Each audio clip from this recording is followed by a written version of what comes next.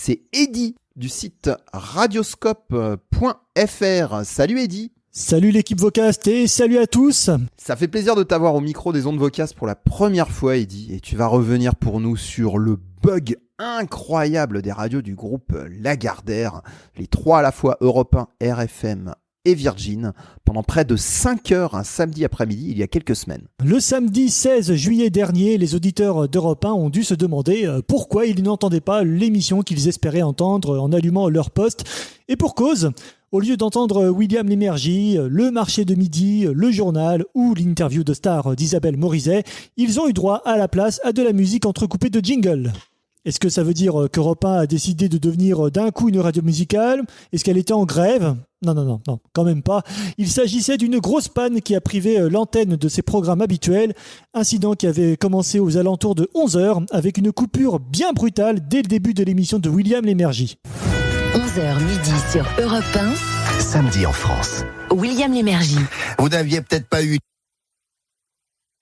Un silence long, très long. Et on sait qu'en radio, un long silence, c'est jamais bon signe. Ça a duré un bon quart d'heure avant que le son ne revienne. C'est le midi de la France. Et lui, il se confie au micro de Daniel Moreau et c'est Michel Bouchna. À tout de suite. Puis la pub arrive et là aussi, on sent qu'il y a un problème. Offre valable jusqu'à épuisement des stocks. Info sur aldi.fr. Aldi.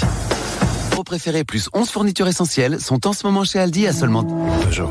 Et si c'était le moment de ne pas attendre pour profiter d'une nouvelle voiture ? Et 5 minutes plus tard, et un re-silence, le secours musical démarre avec un jingle qui n'est plus d'actualité à en croire le slogan.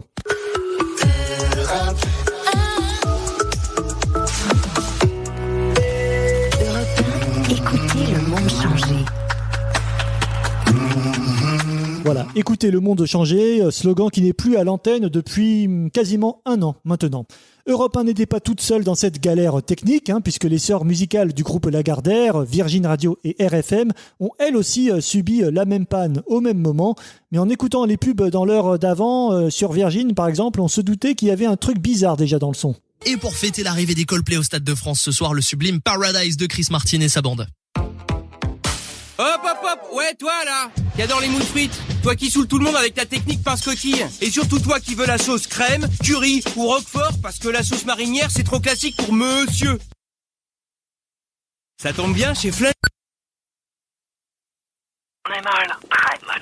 Lidl, le vrai prix des bonnes choses. Profitez de 5% de remise. Et donc, sur Virgin, toujours, voilà ce qui s'était passé avant que la boucle de secours ne se déclenche. Eux continuent de nous régaler tous les ans avec de nouvelles pépites, de nouveaux projets, et on adore à chaque fois. Les Imagine Dragons arrivent pour vous ce matin sur Virgin Radio, suivi de Jessie J en classique pop rock électro.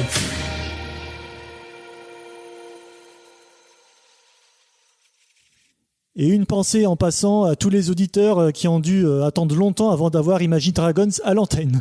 En tout cas, Virgin Radio et RFM ont tourné ainsi avec 1 heure de boucle musicale pendant plusieurs heures, avec une playlist qui date des environs de 2019, entrecoupée de leur jingle, ce qui permettait de garder une fluidité à l'antenne, donc pas forcément perturbant pour ce qui est une radio musicale, sauf peut-être pour celles et ceux qui avaient le poste branché pendant plusieurs heures tout l'après-midi et qui à un moment donné ont dû se dire que c'était étrange d'avoir les mêmes morceaux dans le même ordre au bout d'1 heure ou deux.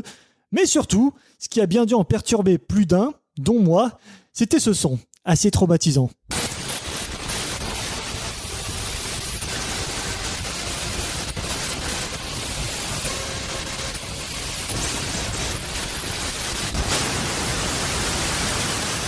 Et ce son-là, je l'ai découvert 2 minutes après m'être branché sur RFM pour constater la panne technique, après l'avoir entendu chez Europe 1. Et sur le coup, je peux vous dire que je n'ai pas compris ce qui se passait. Je pensais que mon poste radio déconnait et captait plus. C'était bizarre. Alors, pour expliquer le contexte, en gros, ce son se déclenchait à chaque fois que la bande de secours se terminait avant de repartir à zéro. Peut-être parce qu'elle essaye de faire un raccrochage automatique et vu qu'elle ne détecte rien au bout de quelques secondes, la bande se réenclenche.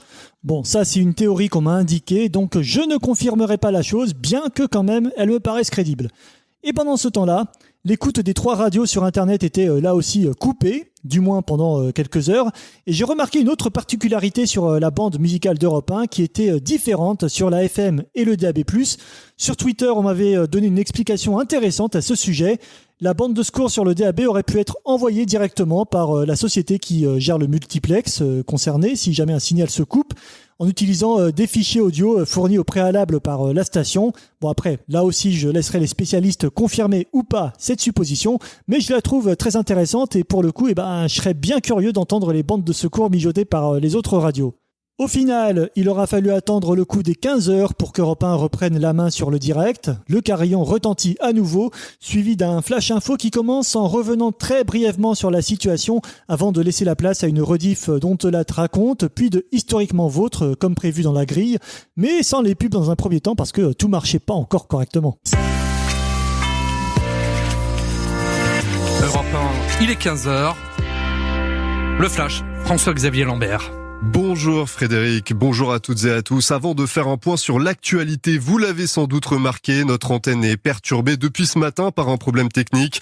Nos équipes sont au travail afin de rétablir vos programmes le plus rapidement possible. Veuillez nous excuser pour cette gêne.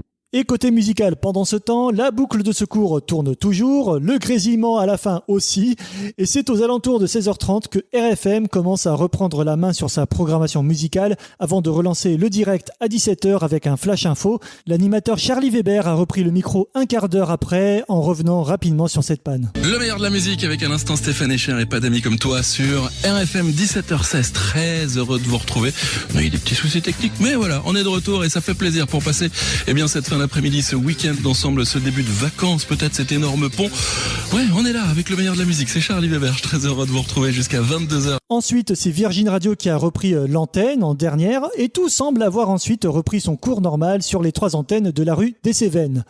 Mais alors du coup, que s'était-il passé pour qu'une panne aussi rare arrive dans un grand groupe audiovisuel ? La dernière fois, en tout cas de mémoire, c'était chez le groupe M6, un samedi soir en 2007 où tout avait planté. Alors, pour répondre franchement à cette question, on ne sait pas. On ne sait pas vraiment. Europe 1 a évoqué dans Le Figaro une coupure d'électricité qui serait liée aux fortes chaleurs. Certains commentaires sur les réseaux sociaux évoquent une maintenance de la climatisation en interne, notamment dans le data center où se trouvent les serveurs qui gèrent la diffusion antenne. En tout cas, il n'y a pas eu d'explications officielles qui ont été faites aux auditeurs de la part de la radio. J'avais écouté le journal du soir à 18h ce soir-là en attendant que le sujet soit évoqué, même 5 minutes, parce que ce n'était quand même pas rien et c'est une panne qui a duré quand même assez longtemps. Mais finalement, rien. Et c'est ce que j'ai trouvé regrettable, justement, de voir qu'il y a eu un manque de transparence envers la radio et son public qui n'a pas pu écouter, du coup, ce jour-là, une partie de ses programmes. Et c'est l'occasion de rappeler, justement, qu'une radio, sans son public, n'est plus rien. Voilà donc, et pour les sons, ça vient de mes enregistrements, mais aussi d'enregistrements de Bastien et d'Alex qui ont partagé ça sur Twitter et SoundCloud. Merci à eux pour leur réactivité d'ailleurs. Sur ce, Olivier, je te rends l'antenne sur cette délicieuse virgule de raccrochage que j'ai décrétée comme telle. C'est aussi le son ASMR de l'année et une future sonnerie de téléphone portable aussi.